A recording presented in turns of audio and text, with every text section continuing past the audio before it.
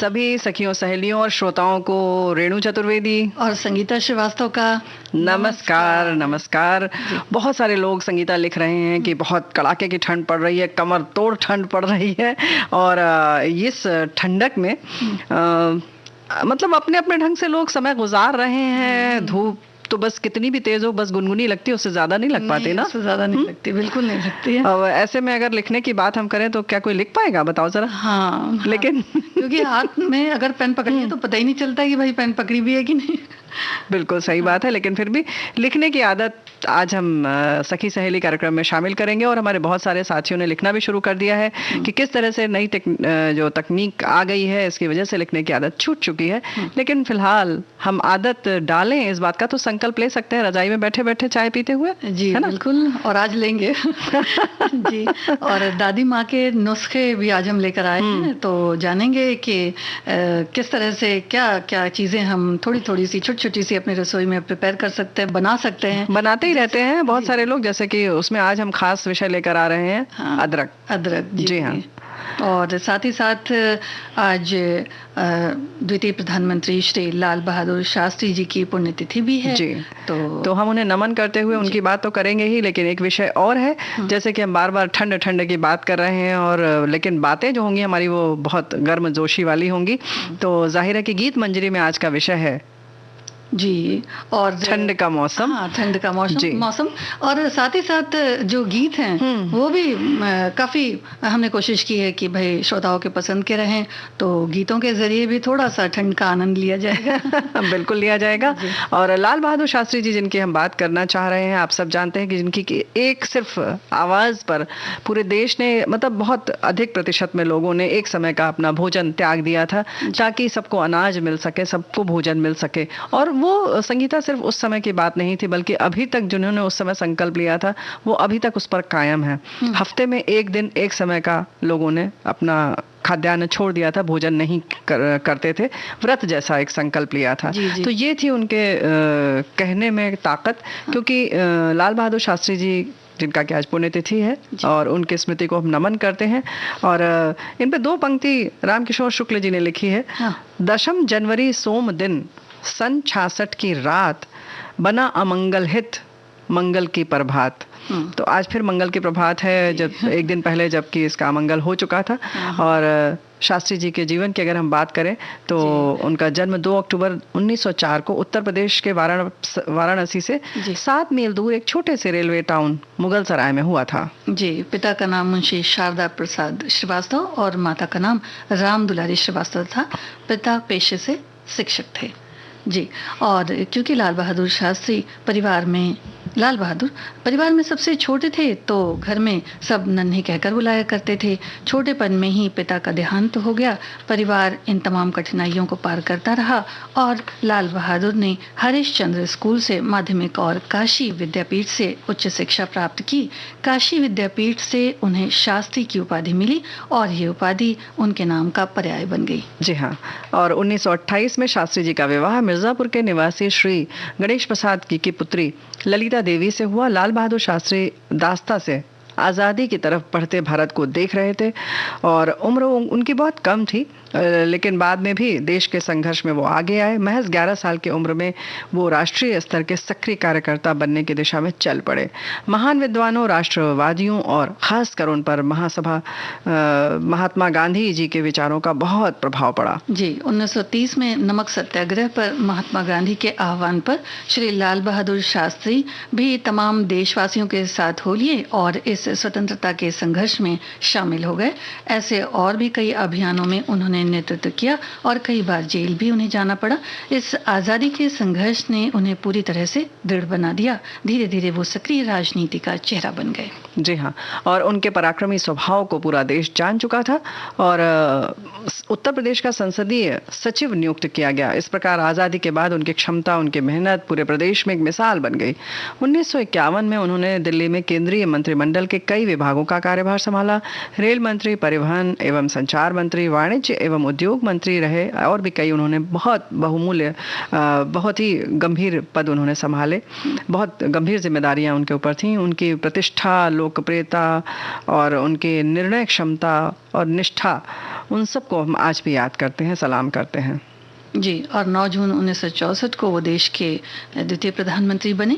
शास्त्री जी कहते थे कि मेहनत प्रार्थना करने के समान है, अर्थात दोनों में ऐसी लगन है कि मानव कल्याण का मार्ग यहीं से प्रशस्त होता है। विनम्र, दृढ़, सहिष्णु और दृढ़ निश्चय व्यक्तित्व वाले लाल बहादुर शास्त्री जी ने जनता और देश की भावनाओं को भी खूब समझा, उन्हें सराहा और देश की सेवा में लग गए। उनका कहना था कि हम सिर्फ खुद के लिए ही नहीं बल्कि पूरे विश्व की शांति, विकास और कल्याण में विश्वास रखते हैं। जी, और सन 1965 का युद्ध देश के लिए बेहद चुनौतीपूर्ण था, जहां एक ओर आर्थिक स्थिति को संभालना था तो दूसरी ओर देश को दुश्मनों से बचाना भी था। श्री लाल बहादुर शास्त्री जी ने इस समय पूरे देश का मनोबल बढ़ाते हुए जय जवान जय किसान का नारा दिया और स्वयं सेना की अगुवाई की और 1965 के युद्ध में सफलता भी हासिल की। और जिस तरह से उन्होंने सफलता हासिल की, आज भी पूरा देश उन्हें याद करता है, नमन करता है। लाल बहादुर शास्त्री जी देश में कई और सार्थक प्रावधान भी लेकर आए। खाद्यान्न उत्पादन की मांग को बढ़ावा देने के लिए हरित क्रांति के विचार को बढ़ावा दिया। सबको एकजुट होकर काम करने का भी उन्होंने एक कहना चाहिए कि प्रेरणा दी और सबको प्रोत्साहित किया। जी, और उन्होंने दुग्ध उत्पादन बढ़ाने के लिए श्वेत क्रांति का समर्थन किया। उन्होंने राष्ट्रीय डेयरी विकास बोर्ड का गठन किया, दूध के उत्पादन और वितरण पर बल दिया। कई पुरानी सामाजिक जो रूढ़िवादी प्रथाएं थी उन्हें छोड़ने और देश के विकास में आगे आने के लिए युवाओं का आह्वान भी किया। उच्चतम आत्मसम्मान, नैतिकता, ईमानदारी, अनुशासन, पारदर्शिता, कठोर परिश्रम और एक महान व्यक्तित्व वाले वो नेता थे। लेकिन सामान्य जनों के लिए वो बहुत उतने ही सरल थे और बहुत संघर्ष के साथ उन्होंने पढ़ाई की। ऐसा सुनने में आया कि गंगा नदी वो तैर कर पार करते थे और तब वो पढ़ने जाते थे काशी विद्यापीठ के लिए। और वो जब बाढ़ में होती थी या कुछ होता था, पुल टूट जाता जब, तो पैसे नहीं होते थे, तब वो तैर कर जाते थे और पुस्तक को पीठ पर बांध के या सर पर रख के वो तैरते थे। तो कुछ इस तरह से उन्होंने संघर्ष किया और तभी ऐसे लोगों में जो कहते हैं ना कि उनके शब्दों में वो शक्ति आ जाती है जो संघर्ष करके आगे बढ़ते हैं। जी बिल्कुल। और सैनिकों की जय हो और किसानों की जय हो, यानी जय जवान जय किसान का नारा देने वाले भारत के कर्तव्यनिष्ठ प्रधानमंत्री श्री लाल बहादुर शास्त्री ने 11 जनवरी 1966 को अंतिम सांसें ली। उन्हें भारत रत्न से भी नवाजा गया। हम उनकी स्मृति को नमन करते हैं। जी। देश से है प्यार तो हर पल ये कहना चाहिए, मैं रहूं या ना रहूं, भारत ये रहना चाहिए, भारत ये रहना चाहिए, भारत। देश से है प्यार तो हर पल ये कहना चाहिए, मैं रहूं या ना रहूं, भारत ये रहना चाहिए। सिलसिला ये बाद मेरे यूं ही चलना चाहिए, मैं रहूं या ना रहूं, भारत ये रहना चाहिए, भारत ये रहना चाहिए। सिलसिला ये बात मेरे यूं ही चलना चाहिए, मैं रहूं या ना रहूं, भारत ये रहना चाहिए। मेरी नस नस तार कर दो और बना दो एक सितार, राग भारत मुझ पे छेड़ो, झनझनाओ बार बार, झनझनाओ बार बार। मेरी नस नस तार कर दो और बना दो एक सितार, राग भारत मुझ पे छेड़ो, झनझनाओ बार बार।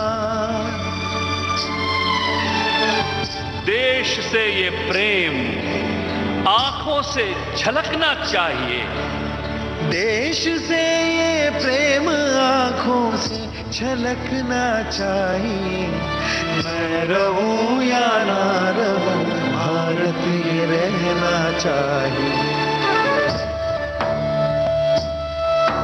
शत्रु से कह दो जरा सीमा में रहना सीख ले, ये मेरा भारत अमर है, सत्य कहना सीख ले। शत्रु से कह दो जरा सीमा में रहना सीख ले। ये मेरा भारत अमर है सत्य कहना सीख ले। भक्ति की इस शक्ति को बढ़कर दिखाना चाहिए। मैं रहूं या ना रहूं, भारत ये रहना चाहिए। भक्ति की इस शक्ति को बढ़कर दिखाना चाहिए।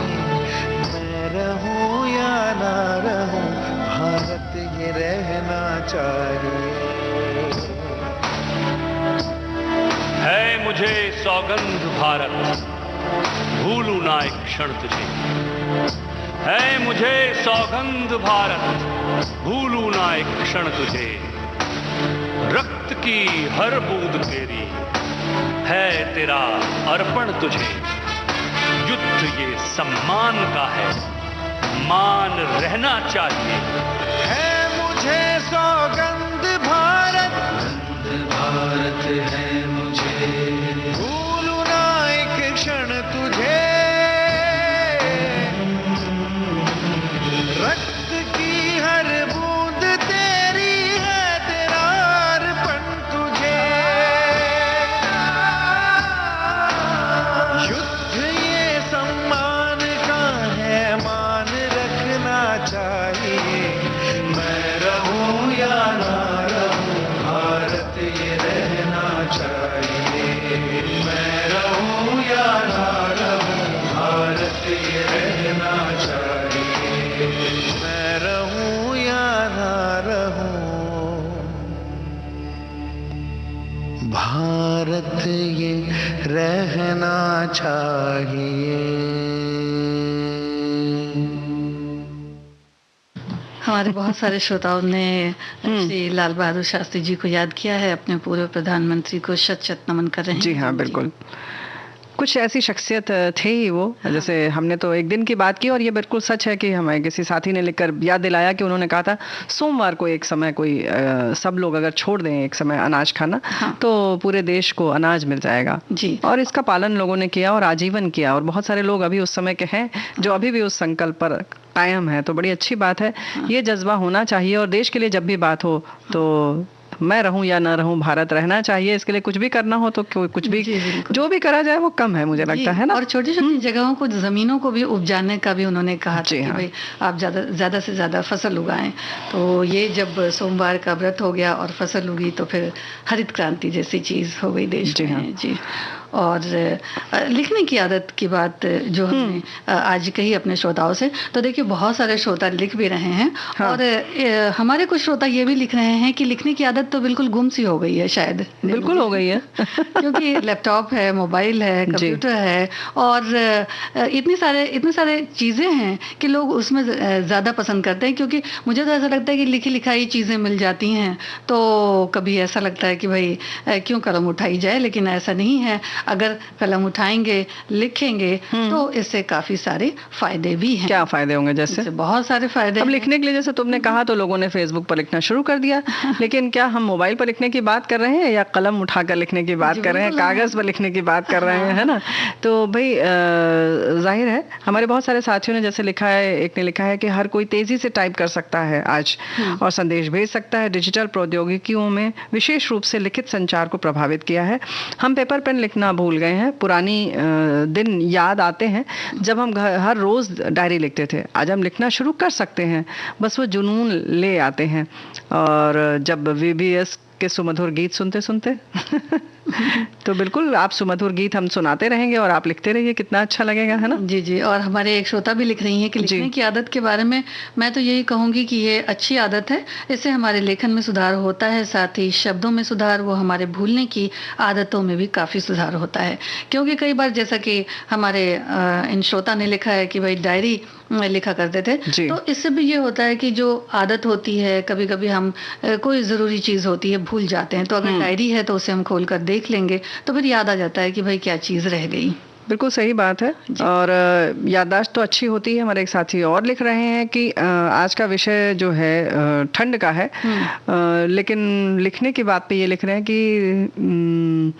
कि भाग्यशाली हूँ कि मैंने अपने बाकी बड़ों के साथ अपना दिन गुजारा है।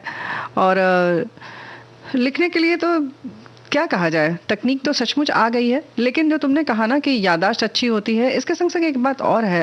हम लिखने में जब जो हमारी क्रियाशीलता है वैचारिक, खास तौर से हमारे विचार जो हैं वो बहुत सक्रिय हो जाते हैं, क्योंकि हम बड़े आराम से लिखते हैं। जब किसी चीज़ को कागज़ पर लिखते हैं खास तौर से, तो हमारा दिमाग इधर उधर भटकता नहीं है, हम केंद्रित हो जाते हैं। क्योंकि जब हम मोबाइल पर लिखते हैं, लैपटॉप पर लिखते हैं, तो हमारे पास और भी बहुत सारी चीज़ें उसमें दृश्य साधन आते रहते हैं, कुछ हंसी मजाक के समाचार आते रहते हैं, कभी समाचार भी आता रहता है, कुछ फिल्मी जो होते हैं डायलॉग्स आते रहते हैं, कुछ वीडियोस आते रहते हैं जो कहीं ना कहीं हमारे ध्यान को भ्रमित करते हैं, ना, डाइवर्ट कर देते हैं इधर-उधर। लेकिन इसमें जो है हमारा बिल्कुल ध्यान एक जगह होता है। कागज कलम का मतलब है कि सिर्फ और लिखना है और लिखना है, बाकी कुछ ना देखना है ना सुनना है ना। तो इसलिए हम जो सोच रहे होते हैं उसको अच्छे से एक शब्दों का रूप दे सकते हैं जब हम लिखते हैं तो, है ना? जी। और जब लिखा लिखाया मिल जाता है तो फिर उसमें कहाँ गलतियां, क्योंकि जब हमें पूरा लिखा लिखाया मिल गया तो उसमें तो हमें करेक्शन करने की या उसको सुधारने की कोई गुंजाइश नहीं होती है। लेकिन जब हम लेखन का काम करते हैं तो जो उसमें गलतियां होती हैं वो भी हम उसको सुधारते हैं, और कहाँ गलतियां होती हैं उसके लिए नए शब्द और नए सेंटेंस लाते हैं। तो ये भी हमारे एक विचार को बल देता है, और किस तरह से हमें केंद्रित होकर के लिखना है, उतना केंद्रित होकर के हमें पढ़ना भी है। तो ये सारी चीज़ें हम इससे हमें लाभ हो सकता है। साथ ही साथ छोटी छोटी अगर मतलब कहानियां या छोटी छोटी कविताएं ये लिखें तो थोड़ा सा समय हम जो ये कंप्यूटर हैं या इलेक्ट्रॉनिक डिवाइसेस हैं इनसे हम थोड़ा दूर रह सकते हैं, तो जिससे हमारी आंखों को थोड़ा फायदा होता है। और साथ ही साथ थोड़ा थोड़ा हम जब अपनी क्रियाशीलता या पेन पेपर से लिखते हैं तो कुछ ये लगता है कि भाई हमने तो कुछ क्रियात्मक कुछ किया। बिल्कुल सही बात है। और इसके संग संग एक फायदा और है कि हमारे शब्दकोश बढ़ते हैं, यानी शब्दों का भंडार हमारा जो होता है और समृद्ध हो जाता है। क्योंकि जब विचार आते हैं तो हम उसके लिए थोड़ा समय लेते हैं, एक ठहराव सा लाते हैं और सोचते हैं कि इसके लिए और कौन कौन से शब्द हो सकते हैं और क्या बेहतर हो सकता है और अच्छा क्या हो सकता है। तो इसमें जो हम समय लगाते हैं वो हमारे कहीं ना कहीं हमें और समृद्ध करता है और मतलब कहना चाहिए धनी कर देता है, और ढेर सारे हम शब्द तलाश करते हैं। हमारे साथी ने लिखा है कि बढ़ती तकनीक और इंटरनेट पर निर्भरता के कारण हम लिखना और किताबें पढ़ना दोनों भूल चुके हैं। स्थिति यह है कि जब कुछ लिखने के लिए कलम उठाते हैं तो हाथ कांपते हैं और ऐसी हस्तलिपि बनती है कि अपना ही लिखा हुआ पढ़ने में दिक्कत होती है। जब हम अच्छी आदतों और जीवन शैली की बात करते हैं तो उसमें रोज लिखने और पढ़ने की आदत भी शामिल होनी चाहिए। हाथ में मोबाइल और कंप्यूटर होने के कारण हर छोटी छोटी चीजें इसमें लिखने लगे हैं। बेहतर होगा कि इन्हें डायरी या कागज पर लिखें। अगर शॉपिंग की सूची बना रहे हैं तो मोबाइल के नोट्स के बजाय कागज पर लिखें। रोजाना डायरी लिखने की आदत डालें। रोज आपको कौन कौन से काम पूरे करने हैं वो लिखें ताकि लिखने की आदत बनी रहे। जी बहुत बढ़िया आपने लिखा है। और अच्छी बात है कि ठीक है, आज आपने जैसे लिखा है कि हाथ कांपने लगते हैं, कोई बात नहीं, 4 दिन बाद सब ठीक हो जाएगा। शुरू तो कीजिए, है ना? बिल्कुल। और ठंड में भी फिर नहीं कांपेंगे हाथ। हाँ बिल्कुल। तो सही, एक तरह से जब लिखना भी हो जाता है और साथ ही साथ जो कागज पर जो बातें हम उतारते हैं उसका सही आकलन भी कर सकते हैं। जो भाषा है उसमें भी सुधार होता है, और कई बार हम विराम चिन्हों में बड़ा गड़बड़ कर देते हैं तो वो भी पता चलता है कि भाई कहाँ किस विराम चिन्ह की जरूरत है। तो धीरे धीरे अगर हम लेखन का काम शुरू करें या कुछ थोड़ा बहुत लिखें तो इससे तनाव भी कम होता है और थोड़ा अकेलापन भी होता है वो कम हो जाता है। यानी कि हम ये कह सकते हैं कि भाई जो कुछ भी हमने कविताएं लिखी या कहानी लिखी तो उनसे हमारे मन की बात थोड़ी सी बाहर आती है, तो ऐसा लगता है जैसे बट गई, कोई सुन रहा है। जी हाँ। और हम ही पढ़ रहे हैं, हम ही सुन रहे हैं, जबकि लेकिन ये होता है कि हम कहीं ना कहीं उतारते हैं तो अपने जज्बात उसमें आ जाते हैं, तो जज्बात आते हैं। हाँ, बिल्कुल सही बात है। या यूं कह सकते हैं संगीता, जैसे तुमने कहा कि खुद ही बोल रहे हैं, खुद ही पढ़ रहे हैं, तो कहीं ना कहीं आप ये समझिए कि आप खुद से बात करने लगते हैं। और उसकी अनुभूति बिल्कुल अलग होती है। जरूरी नहीं कि आपको जब बात करनी हो तो किसी दूसरे व्यक्ति की आवश्यकता हो। आप खुद अपनी भावनाओं को जब कागज पर उतारेंगे उसका आनंद अलग होता है और आपको अपनी कृति देखकर बड़ा मजा आता है। लेकिन जैसे कि बात हो रही है बार बार कि हम तकनीक पर जब जाते हैं तो आपको आगे के वाक्य वो खुद बना के देने लगते हैं, तो आपको कहीं ना कहीं वो निष्क्रिय से कर रहे हैं। तो आप ये देखिए कि क्या आप चाहते हैं, आप सक्रिय होना चाहते हैं या निष्क्रिय, है ना? तो इसलिए जो तुमने कहा कि तनाव दूर हो जाता है क्योंकि हम खोजते हैं, कुछ तलाश करते हैं। वाक्य विन्यास भी अपने आप में एक बहुत बड़ा रचनात्मक कार्य है। कोई भी वाक्य आप देखें, हिंदी में हम जब लिखते हैं, अंग्रेजी में या किसी भी भाषा में, तो उसको कई तरह से लिखा जा सकता है। और आप जब बार बार पढ़ते हैं तब आपको समझ में आता है नहीं, इसको हम इतना घुमा देंगे इधर से और उधर से तो कुछ और खूबसूरत बन जाएगा। तो क्या वो प्रयास भी हम जब कागज कलम पर करते हैं तब बहुत अच्छा होता है। पहले हम अपने दिमाग पे सोचते हैं उसको, फिर सोचते हैं कि ये कैसा लगेगा, उसके बाद हम उसको लिखते हैं, तो उसका स्वरूप ही बदल जाता है ना। जी, यानी कि जब हम उसको पढ़ते हैं, मोबाइल की चीजों को जब पढ़ते हैं, जब नेट की चीजों को पढ़ते हैं, तो हम उसको ही अंतिम मान लेते हैं कि भाई यही सबसे उत्तम लाइन है या इससे अच्छा और कुछ लिखा नहीं जा सकता। लेकिन जब हम अपनी क्रियाशीलता से लिखते हैं किसी चीज को, तो हम ये समझ में आता है कि भाई इसको कितनी तरह से हम लिख सकते हैं। बिल्कुल। और गलतियां भी हम उसमें पकड़ते हैं अपनी बड़ी ईमानदारी से। गलतियां भी बिल्कुल सही तुमने कहा कि गलती हो वो भी पकड़ में आती है। क्योंकि सच बात है कि जो लिखा हुआ होता है, एक बार अगर आपको वो छप जाता है तो लगता है कि बिल्कुल यही सही है। और वो आप किसी को भी दिखाएंगे तो उसमें कोई गलती निकालना बड़ा मुश्किल होता है। लेकिन हाँ, जब आप लिखते हैं तो आप बहुत ईमानदारी से देखते हैं उसको, तटस्थ भाव से जब देखते हैं, तब उसमें जो खामियां हैं, हमेशा जरूरी नहीं गलती हो, लेकिन हाँ उसमें बेहतरीन होने की उसकी संभावना बढ़ जाती है ना। जी जी, और थोड़ा बहुत आपकी सेहत को भी अच्छा रहता है, नुकसान जैसे उंगलियों की एक्सरसाइज हो जाती है। जी, एक्सरसाइज हो जाती है, एक्सरसाइज तो कुछ ज्यादा ही हो जाती है। और जो मोबाइल की या लैपटॉप की या जो कंप्यूटर्स वगैरह हैं, इनकी रोशनी में हम अक्सर सामने हमेशा रहते हैं। देखिए कि कोई काम रहेगा तो फिर ठीक है, मोबाइल में सर्च करना ठीक है, लेकिन कभी कभी ऐसा भी होता है कि भाई खाली बैठे हैं तो भी मोबाइल चला रहे हैं। बिल्कुल। तो कभी कभी नहीं, अब तो आमतौर पर यही होता है कि जैसे ही खाली बैठे, जब हम आराम करने की स्थिति में आते हैं तो हाथ में मोबाइल ले लेते हैं और अब हम सोचते हैं कि अब हम आराम कर रहे हैं। जबकि सच मानिए कि उस समय आप और थक रहे होते हैं, भले ही आप बैठे हो, लेकिन उस समय आप आराम नहीं करते, यानी कि आपके शरीर को आराम नहीं मिलता। जी, और थोड़ा बहुत लिखते पढ़ते रहेंगे तो अच्छा रहेगा। मानसिक थोड़ी सी थकान भी हो जाएगी, थोड़ी क्रियाशीलता का भी बल पड़ेगा, तो नींद भी अच्छी आती है। उसके संग संग एक बात है, जैसे कि अभी हमारे साथी ने लिखा कि कुछ अच्छी आदतों में लिखने पढ़ने की आदत को भी शामिल किया जाए। बात बिल्कुल सही है, और सिर्फ आप तक ये सीमित नहीं रहती है। जब आप खुद लिखते पढ़ते हैं तो घर में एक संस्कार बनता है, एक पूरी वातावरण बनता है। और बच्चों को लिए, जैसे हम बराबर कहते हैं कि बच्चों को अपने आप ये आदत मिल जाती है। और जैसे हम अक्सर कहते हैं कि बच्चों को सिखाया नहीं जाता, जो हम करते हैं बच्चे वही करते हैं। तो कितना ही अच्छा हो कि हम खुद लिखेंगे तो बच्चे अपने आप सीख जाएंगे। हाँ, बिल्कुल सीख जाएंगे जी।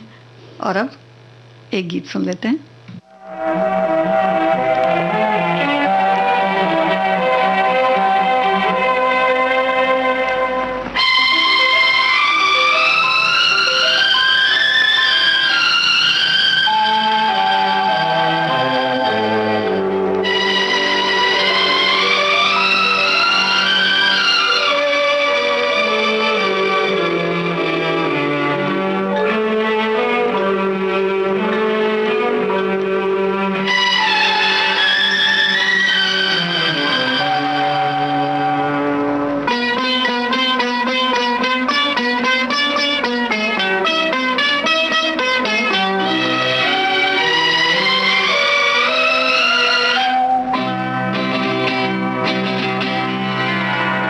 यहाँ कोई नहीं तेरा मेरे सिवा, कहती है झूमती गाती हवा, तुम सबको छोड़ कर आ जाओ, आ जाओ, आ जाओ, तुम सबको छोड़ कर आ जाओ, आ जाओ, आ जाओ।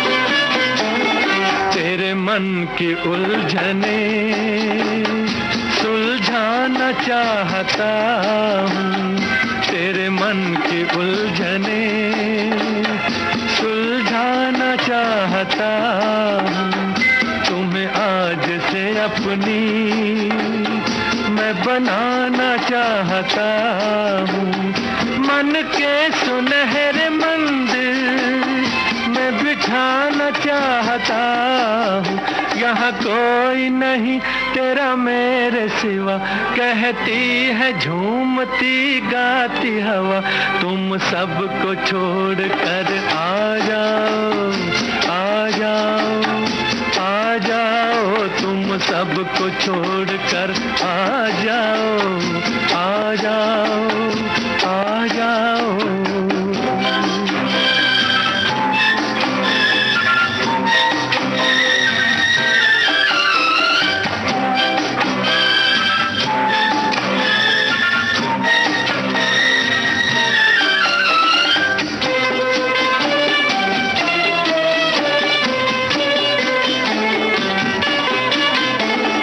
बादल भी बन के पानी एक दिन तो बरसता है, बादल भी बन के पानी एक दिन तो बरसता है, लोहा भी जल के आग में एक दिन तो पिघलता है, जिस दिल में हो मोहब्बत एक दिन तो तड़पता है, जिस दिल में हो मोहब्बत एक दिन तो तड़पता है, यहाँ कोई नहीं तेरा मेरे सिवा, कहती है झूमती गाती हवा, तुम सबको छोड़ कर आ जाओ, आ जाओ, आ जाओ, तुम सबको छोड़ कर आ जाओ, आ जाओ, आ जाओ। तो भाई लिखने पढ़ने की जो आदत है ना, वो तो बहुत महत्वपूर्ण है। हमारे साथी सब लिखकर यही भेज रहे हैं, और देखो एक न किसी बहाने से आप सब लिखते ही हैं। हमारे साथी लिख रहे हैं कि आज लिखने का नहीं, कॉपी पेस्ट का ज़माना है बुआ जी। लिखने की परेशानी कौन पाले, लेकिन लिखना अच्छी आदत है, इसे नहीं छोड़ना चाहिए। ठंड तो हमारे यहाँ भी बहुत तेज़ी से पड़ रही है कि कीबोर्ड पर हाथ नहीं चल रहे हैं, लेकिन क्या करें, वर्क करना है इसलिए कर रहे हैं। तो भाई बड़ी अच्छी बात है कि वर्क करना है तो करते रहिए, और अच्छे अच्छे गीत सुनते रहिए, बातें सुनते रहिए, और थोड़ा थोड़ा जो ये आप इस समय हमारे लिए फेसबुक पर आप संदेश लिख रहे हैं वो भी लिखते रहिए, है ना।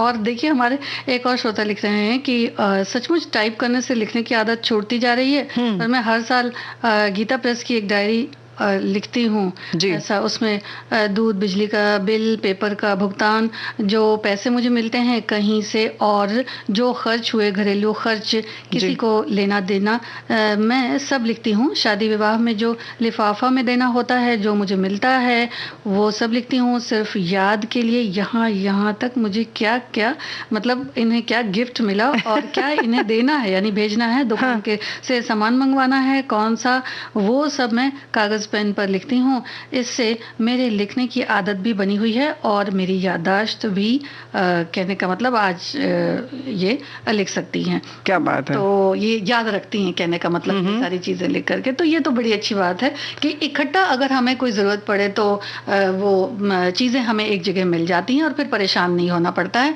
और अब रेणु जी ले लेते हैं सखी सहेली कार्यक्रम में एक छोटा सा अंतराल।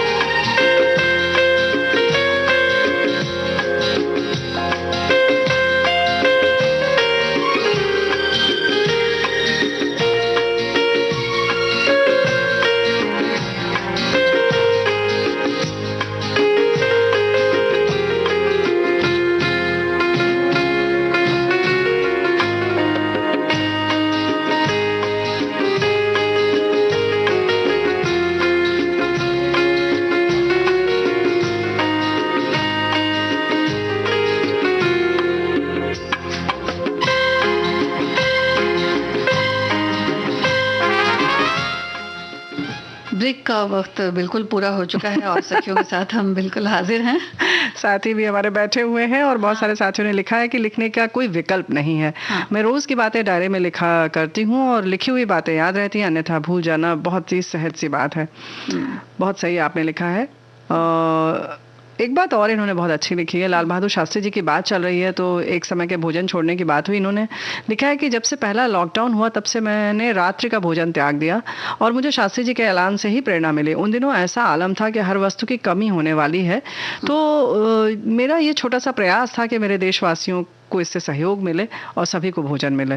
वाकई बड़ी अच्छी बात आपने सोची और इस समय सोची जबकि आपके लिए कोई किसी ने आह्वान नहीं किया था, आपने स्वयं ये संकल्प लिया, तो वाकई काबिल तारीफ बात है। कहते ये भी हैं कि जो मन से दृढ़ प्रतिज्ञ होकर हम सोच लेते हैं वो हम कर भी लेते हैं। हाँ। तो ऐसा ही कुछ सभी के साथ होना चाहिए जी। और साथ ही साथ रेंज अब हम लोग इनकी अपने श्रोताओं के कमेंट्स को जो है वो इन्हीं के कमेंट्स को आगे बढ़ाते हुए लेते हैं। ठंड के मौसम में जो ये आनंद ले रहे हैं, बस बिल्कुल सही बात है। सब आगे बढ़ते हैं। और ठंड का मौसम तो कुछ ऐसा है कि देखिए सब इस वक्त मुझे तो लगता है कि इस वक्त भी रजाई में घुसे ही होंगे। हाँ हाँ बिल्कुल।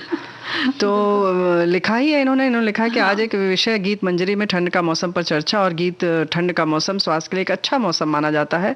इस मौसम में किए हुए व्यायाम से साल भर के लिए स्वास्थ्य अच्छा रहता है और इस मौसम में शरीर की पाचन शक्ति अच्छी रहती है, इसलिए पौष्टिक यानी समतोल आहार की ज़रूरत होती है। साथ में योगा और प्राणायाम करने से शरीर की इम्यूनिटी प्रतिकार क्षमता बढ़ती है, शक्ति बढ़ती है और हर तरह की बीमारी से बचाव होता है। इसलिए योग प्राणायाम करें, स्वस्थ रहें, यही इस मौसम का संदेश है। साथ में देश की सुरीली धड़कन विविध भारती से जुड़िए और मनोरंजन से मन का स्वास्थ्य भी ठीक रहेगा। वाह, तो बहुत बहुत धन्यवाद देते हैं इन्हें जी, इतने खूबसूरत शब्द लिखने के लिए। और अब हम कार्यक्रम में गीत मंजरी की तरफ बढ़ते हैं, क्योंकि आजकल तो देखिए इतनी ठंड पड़ रही है कि लोग सर्दी के मौसम का एक एहसास, जो ठंड आई है वो कुछ एहसास कुछ ज्यादा ही लेकर के आई है जी। तो कहीं थोड़े से लोग परेशान भी हैं और कहीं तो सर्दी का मजा भी ले रहे हैं, कहीं थोड़ा थोड़ा घूमना फिरना भी शुरू ही होगा। लेकिन साथ ही साथ ये भी ध्यान रखें कि भाई किस तरह से आपको दूरी बरतनी है और कैसे कोरोना के नियमों का पालन भी करना है। ठंडा ठंडा मौसम तो है लेकिन साथ ही साथ सावधानी भी जरूरी है। बिल्कुल। जहाँ एक तरफ सर्दी के मौसम का कोमल एहसास होता है आजकल के मौसम में, वहीं शाम के ढलने का नज़ारा भी बहुत हसीन होता है। पंछियों की तान से पता चलता है कि उन्हें भी इस मौसम की दिलकशी का अंदाज है। बर्फीली वादियों के साए सब कुछ बड़ा शांत सा लगता है और यहीं घूमने का मन भी करता है। चाय की चुस्कियों का अंदाज भी बदल जाता है जी। और दूर तरफ जो तरह से जो फैली हुई फूलों की वादियां होती हैं, उनमें खिलते रंग बिरंगे फूल जब हम देखते हैं तो ऐसा लगता है कि बस यहीं ठहर कर रह जाएं और इन फूलों के नर्म एहसासों को महसूस करें जो हमें बेशुमार खुशियों का एहसास देते हैं, इसी एहसास से भर देते हैं। हम सब भी रंग बिरंगे लिबास की तलाश में रहते हैं कि इन लिबासों में भी सर्दी की खूबसूरती का एहसास छुपा हुआ होता है। अलग अलग तरह के कपड़े पहनने का बिल्कुल रंग बिरंगे एहसास ही अलग होता है। जी हाँ, कहीं देवदार के वृक्षों की कतारें तो कहीं चिनार की पुकार, कहीं फूलों की कतार तो कहीं केसर की खुशबुओं का एहसास। कैसे भूल सकते हैं हम कश्मीर की वो वादियां जिनमें धरती के स्वर्ग होने का एहसास होता है। जब ठंड बढ़ जाती है तो न सिर्फ हम सब बल्कि प्रवासी पक्षी भी इसके एहसास के लिए पंख फैलाए ऐसी वादियों की सैर पर निकल जाते हैं। और अब एक गीत।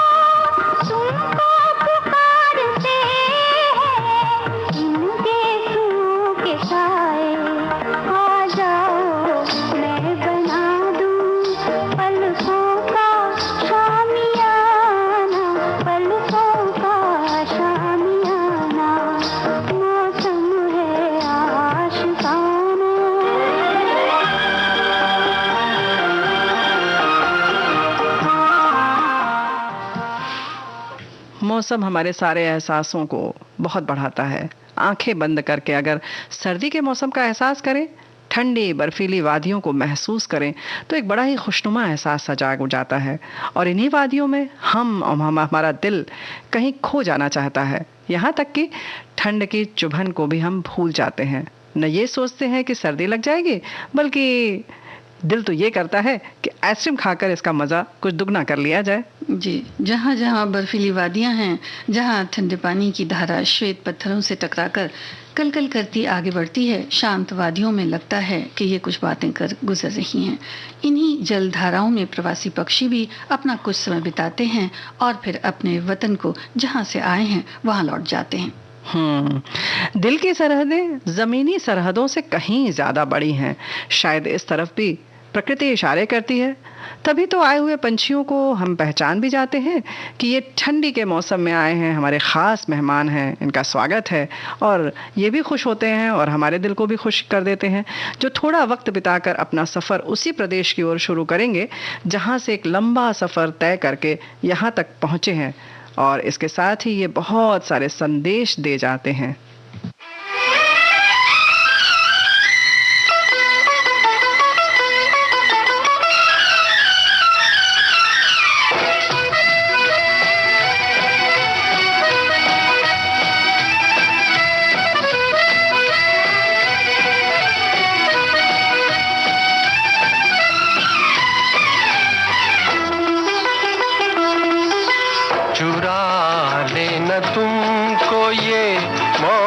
सुहाना खुली वादियों में अकेली न जाना। लुभाता है मुझको ये मौसम सुहाना, मैं जाऊंगी तुम मेरे पीछे न आना।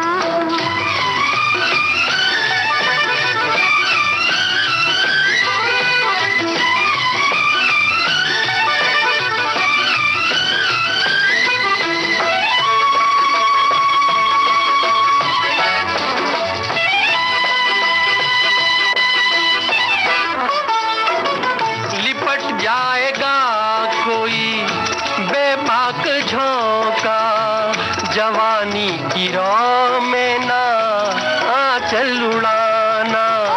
मेरे वास्ते तुम परेशान होना, मुझे खूब आता है दामन बचाना। मुझे खूब आता है दामन बचाना, मैं जाऊंगी तुम मेरे पीछे न आना।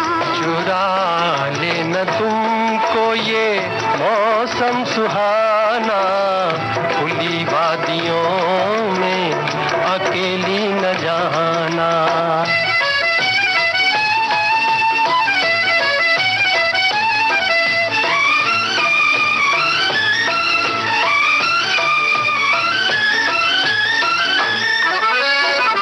घटा भी कभी चूम लेती है चेहरा, समझ सोच कर रुख से जुल्फे हटाना। घटा मेरे नजदीक आकर तो देखे, इन आँखों ने सीखा है बिजली गिराना। इन आँखों ने सीखा है बिजली गिराना, मैं जाऊंगी तुम मेरे पीछे न आना। चुरा लेना तुमको ये मौसम सुहाना, खुली वादियों में अकेली न जाना। मैं जाऊंगी तुम मेरे पीछे न आना। खुली वादियों में अकेली न जाना। खुली वादियों में हम सबका घूमने का दिल करता है, तो घरेलू पंछी भी अपने घोंसलों को पहले से तैयार करते हैं जिससे सर्दियों में उनके बच्चे महफूज रहें। नन्हे परिंदों की आंखें इन्हीं घोंसलों में खुलती हैं और माँ के बड़े पंखों में छिपकर इन्हीं सर्द रातों में ये समय गुजार देते हैं। जी हाँ, और ऐसे ही पशु भी अपनी पनाहगार तलाशते हैं कि ठंड से कैसे बचा जाए, और सुबह की धूप के आसरे रात काट दी जाती है। सर्द रातें थोड़ी शांत और सूनी लगती हैं, लेकिन टिमटिमाते तारों के नज़ारे हमें अपनी ओर खींच ही लेते हैं। ये प्रकृति का अद्भुत उपहार, जिसे अब हम कमी महसूस कर पाते हैं, लेकिन भूलना भी आसान नहीं होता। जब ऐसी ही किसी कोहरे की रात हाथ सेकते, जल्दी जल्दी अपने काम को निपटाते, ठंड में लगी चोट को सहलाते, एक और सुबह के आने के इंतजार में रात बिता देते हैं।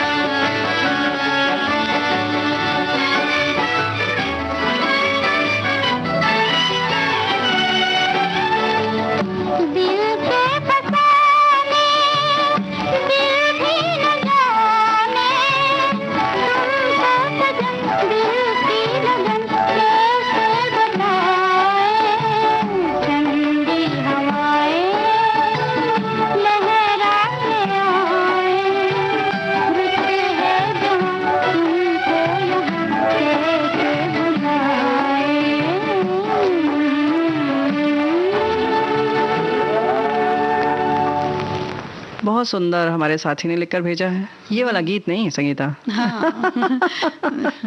नीर जो बरसता है नेमत बरसती है। नीर जो बरसता है, इन्होंने बरखता लिखा है लेकिन हमें लगता है बरसता है। नीर जो बरसता है नेमत बरसती है, हंस के पंखुड़ी पुष्प की ये कहती है। जम गया तो हिम बना, तब गया तो वाष्प, धरा में सब जरूरी, नीर हिम या वाष्प। क्या बात है, सभी कुछ जरूरी है जी। और जरूरी तो सेहत भी है, तो सेहत की तो सारी बात है। देखो सेहतमंद हम रहें तो अपने आसपास की चीज़ों का हम प्रयोग करते हैं। और ये मौसम जो बार बार हम लोग कर रहे हैं ना कि सर्दी जो है, ये मौसम जो है सर्द मौसम थोड़ी थोड़ी तकलीफ देता है, थोड़ी थोड़ी आलस भी बुलाता है पास में, लेकिन उसका अपना मज़ा होता है। लेकिन खाने पीने का उतना ही मज़ा रहता है। और बहुत सारी ऐसी चीज़ें आती हैं जो हमें अपने आप सेहतमंद करती हैं, जैसे मूली है, गाजर है, ये सब तो है ही। उसके साथ साथ अदरक जो है, इसकी खासियत जो है कि इसकी खुशबू हमें अपनी ओर खींचती है, एक अजीब सी कशिश होती है ना? बहुत ही अच्छी खुशबू होती है। तो सब औषधि गुणों से ये तो सभी परिचित हैं कि अदरक में कितने औषधीय गुण होते हैं। नहीं, हमें लगता है कि सब लोग इसकी खुशबू से परिचित हैं। औषधीय गुण थोड़े बहुत पसंद जरूर पता होंगे, लेकिन बहुत ज्यादा इसमें औषधीय गुण तो हैं। सही बात है, क्योंकि हम परंपरागत तरीके से इस्तेमाल करते रहते हैं। जी, और चाय का स्वाद अदरक से तो दुगना हो जाता है, तो लोग चाय में अदरक डालना पसंद करते हैं। और कुछ लोग ऐसे भी होते हैं जो बिना अदरक की भी चाय पीते हैं। तो भाई ठंडी का मौसम है तो आप पी लें थोड़ी सी अदरक डाल के, तो ज्यादा अच्छी लगेगी। जी हाँ, इसमें बहुत सारी जो तत्व मिलते हैं वो है niacin, riboflavin, thiamine, vitamin C, vitamin B, minerals, iron, calcium, phosphorus इत्यादि। बहुत ये सारी चीज़ें वैसे भी हमारे शरीर में बहुत छोटी मात्रा में इनकी आवश्यकता पड़ती है, और इसमें भी उतने ही मिलते हैं, लेकिन शरीर के लिए आवश्यक बहुत होते हैं ये सब। जी, और अदरक जो है वो इम्यूनिटी बूस्टर भी माना जाता है, लेकिन इसका सेवन जब भी करें तो हिसाब से, क्योंकि ज़्यादा नहीं होना चाहिए। लेकिन मौसम जो है आजकल ना संगीता, इसमें किया जा सकता है ना? क्योंकि बहुत सारे जैसे कि हम जो सूखे मेवे हैं उनको भी जैसे कहते हैं गर्म होते हैं, लेकिन यही जो मौसम है इसमें हम गर्म चीज़ें भी खा लेते हैं, जैसे केसर ही है, बहुत गर्म करता है, या चिरौंजी है, जो भी मेवे होते हैं उनको मना करते हैं कि गर्मियों में ना खाया जाए। हाँ, तो सर्दियों इसीलिए शायद अच्छी होती हैं कि इन सब चीज़ों का हम भरपूर मात्रा में सेवन कर सकते हैं, है ना? और मुलेठी के साथ भी इसको आप इस्तेमाल कर सकते हैं। थोड़ा सा अगर उसमें चीनी की जगह गुड़ डालें तो बहुत अच्छा होगा। तो चाय बनाते समय, या फिर इसका काढ़ा भी बना सकते हैं। चाय अगर बनाते हैं तो बड़ी अच्छी बनती है, मुलेठी डालें इसमें, और थोड़ी सी चाय की पत्ती। अगर दूध डालना चाहते हैं तो डालें, और अगर दूध नहीं डालते हैं तो फिर चाय की पत्ती थोड़ी कम डालें, और फिर उसमें अंदाज से पानी डालें। मुलेठी को आप चाहें तो टुकड़ा भी करके डाल सकते हैं, नहीं तो पाउडर भी करके डाल सकते हैं। और अदरक जब डालते हैं तो उसकी कितने लोग सोंठ बना लेते हैं, यानी सुखा लेते हैं, पीस लेते हैं, तो सोंठ भी थोड़ा सा डाल सकते हैं अगर अदरक नहीं है उस वक्त तो। हाँ, लेकिन आजकल का मौसम तो इसीलिए अच्छा है ना कि हमें किसी भी चीज़ की आवश्यकता नहीं है, सब चीज़ प्रचुर मात्रा में हमको ताज़ी मिल जाती है ना? हाँ, तो उसमें बड़ी अलग सी खुशबू भी रहती है, क्योंकि मौसम की चीजें हैं तो उनका जो स्वाद होता है वो बहुत अलग होता है। बिल्कुल। और कुछ लोग तो अदरक, हरी मिर्च को एक छोटे से जार में रख लेते हैं और नींबू निचोड़ कर नमक डालकर रख लेते हैं। हाँ। रोज आप वैसे भी अदरक खा सकते हैं। हाँ। अचार जैसा इसको कह सकते हैं। हाँ। एक तरह का। हाँ। इस तरीके से एक आंवला हल्दी भी जो आती है, अदरक जैसी होती है सफेद, वो भी लोग ऐसे ही खाते हैं, बड़ी अच्छी लगती है सामान्य तौर पर। इसके संग संग जब चाय की बात हो रही है तो, या काढ़े की बात हो रही है तो, थोड़ी सी काली मिर्च के दाने और एक लौंग भी कूट कर अगर डाल लें अदरक में तो बहुत अच्छा लगेगा। चाय में भी इसका सेवन किया जा सकता है। कुछ लोग अदरक के संग छोटी इलायची डालकर भी चाय पीते हैं, उसका अलग स्वाद होता है ना? जी जी, तो अपनी अपनी तरह से बना लेते हैं जी। और साथ ही साथ अगर इसमें थोड़ा सा तुलसी का पत्ता अगर आप डाल दें, और कुछ लोग ऐसा भी करते हैं कि जैसे अदरक है तो थोड़ी सी अदरक में शहद जो होता है जी, शहद भी मिला करके खा लेते हैं। हाँ, अदरक के शहद से तो याद आया संगीता कि बच्चों को जैसे खांसी आती है, या बड़ों के लिए भी बहुत फायदेमंद है। अदरक का रस निकालें, थोड़ा सा उसको चम्मच में या कड़छी में गर्म कर लें, और जब वो थोड़ा सा सामान्य सा हो जाए तब उसमें शहद मिला के और चाट लें तो खांसी में बहुत राहत मिलती है। हाँ जी। और साथ ही साथ सब्जियां बनाते समय भी उस वक्त में हम लोग डालते हैं अदरक का प्रयोग करते हैं। और अगर मतलब मैंने तो ये देखा है कि अगर चाय में अदरक कई बार हम लोग कूच कर डालते हैं, लेकिन कई बार अगर टुकड़े टुकड़े करके डाल दें, फिर उसको अगर उसमें से हटा लें तो वो अदरक अगर मुंह में रखी जाए तो बड़ा फायदा करती है। यानी उबली हुई? हाँ, जो चाय के साथ उबल जाती है, क्योंकि उसमें बहुत ज्यादा तेजी होती है। अच्छा। वो पूरी तो नहीं आ पाती क्योंकि टुकड़े में कटी हुई है। अगर टुकड़े में कटी हुई है तो पतले पतले स्लाइस अगर डालते हैं चाय में, तो उसे अगर आप निकाल कर धो करके साफ कर लें और उसके बाद फिर उसको मुंह में रखें तो उससे खांसी में बहुत अच्छा लगता है। क्या बात है। ऐसे ही तवे पर सेक कर भी आप अदरक जो है मुंह पे जो रखते हैं चूसने के लिए, खांसी के लिए, या वैसे भी कुछ लोगों को स्वाद अच्छा लगता है। केवल खांसी के लिए नहीं बल्कि कब्ज, गैस और इन सब की भी दिक्कतों में इससे आराम मिलता है, तो इसका सेवन किया जा सकता है। ऐसे ही तवे पर सेक कर भी इसका प्रयोग किया जा सकता है, या कढ़ाई में सूखा, बिना कुछ घी तेल डाले आप सूखे ही गरम गरम उसको सेक लीजिए और उसको मुंह में रख के चूसते रहें जी। और साथ ही साथ अगर एक छोटा सा वैसे भी अदरक का टुकड़ा, अगर किसी तरह की बदहजमी है या खांसी आ रही है तो भले वो चाय वाला टुकड़ा हो या ना हो, छोटा सा टुकड़ा वैसे ही अगर मुंह में रख लें छोटा सा, तो फिर इससे भी बहुत फायदा होता है। और कुछ एक लोग जो होते हैं वो उसमें या दर्द के वक्त भी कहते हैं कि पेट में अगर बहुत दर्द है तो भी अदरक के थोड़े से रस में पुदीने का रस अगर मिला लें थोड़ा सा, यानी छोटा पिंच भर, तो और उसमें सेंधा नमक अगर आप मिला लें तो गुनगुने पानी से पिएं तो काफी आराम आता है। और एक और बहुत फायदे की बात हम ये बताना चाह रहे हैं कि इसके संग संग एक छोटा सा गीत भी सुनते चलेंगे तो अदरक का जो फायदा है वो दुगना हो जाएगा।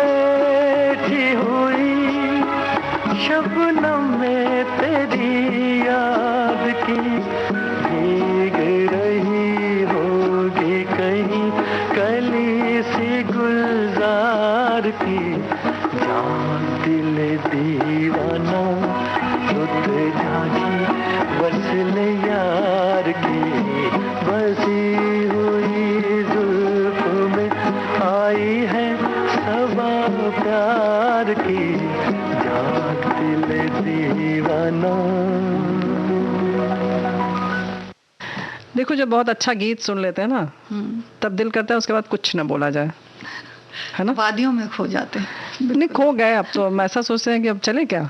नहीं अभी थोड़ा सा समय है। नहीं समय नहीं है, बातें भी बहुत सारी हैं। देखो ऐसा है कि हम लोगों ने बहुत सारे काढ़े की बात कर ली, सब लोग अपने अपने ढंग से बनाते हैं। आजकल जायफल का भी सेवन होता है, लेकिन हम बात कर रहे हैं अदरक की।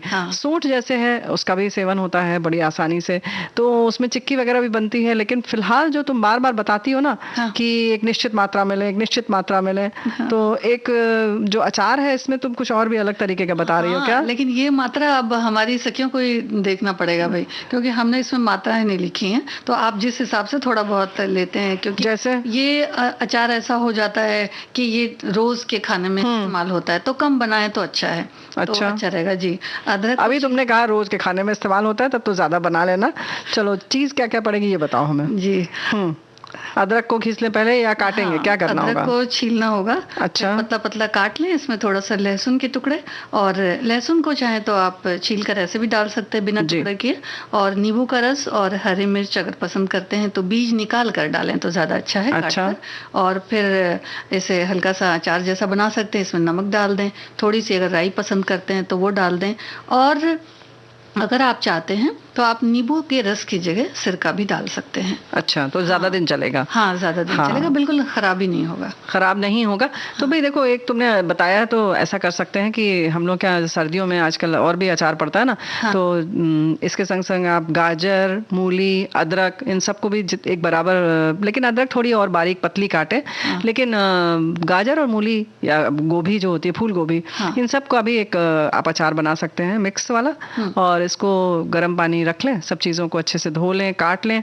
उसके बाद एक भगोने में या कढ़ाई में पानी गर्म करें। जब पानी उबलने लगे तो उसमें ये सब सब्जियां डाल लें जो जो आपको डालनी है। अदरक भी इसमें डाल सकती हैं और बहुत अच्छा लगता है। उसके बाद 1-2 मिनट बस उबलेगा, क्योंकि ये सारी चीज़ें आप कच्ची भी खा सकते हैं, इसलिए ज़्यादा इसमें पकाने की दिक्कत नहीं है। बस थोड़ा सा एक उबाल आए, आप निकाल के छान लें उसको, और 2 मिनट के लिए बस उसको फैला दें ताकि उसकी बहुत गर्म जो भाप है वो निकल जाए। और उसके बाद किसी बर्तन में रख के उसको, उसमें नमक, हल्दी, नमक थोड़ा सब्जियों में जैसे पड़ता है उससे थोड़ा ज़्यादा डालना होगा क्योंकि ये अचार है। थोड़ी सी हल्दी की भी मात्रा डेढ़ी हो जाएगी। अगर आप सब्जी में आधी चम्मच डालते हैं तो इसमें 1 चम्मच डालेंगे, उसी अनुपात में बढ़ाएंगे। लाल मिर्च पाउडर डाल दीजिए थोड़ा सा, और राई थोड़ी पीस के डाल दीजिए। सरसों, हींग डाल सकते हैं क्या इसमें? हाँ हाँ, सब जो मर्जी है सो डाल दो, धनिया डाल लो। नहीं, ऐसा नहीं है, हींग डाल सकते हैं ज़रूर, बिल्कुल डाल सकते हैं, लेकिन वैसे बहुत आवश्यकता नहीं पड़ती है क्योंकि सरसों की जो तेज़ी है वो अपने आप में बहुत तेज़ महकती है। तो सरसों, हल्दी और राई का पाउडर डालेंगे, और उसके संग संग उसमें आप चाहें तो उसके बाद सरसों का तेल डाल दीजिए, और बस 1 दिन धूप में रखेंगे, आप दूसरे दिन से खा सकते हैं आराम से। जी, और अब सखी सहेली कार्यक्रम से इजाजत लेने का समय हो गया। सभी को संगीता श्रीवास्तव और रेणु चतुर्वेदी का नमस्कार। नमस्कार।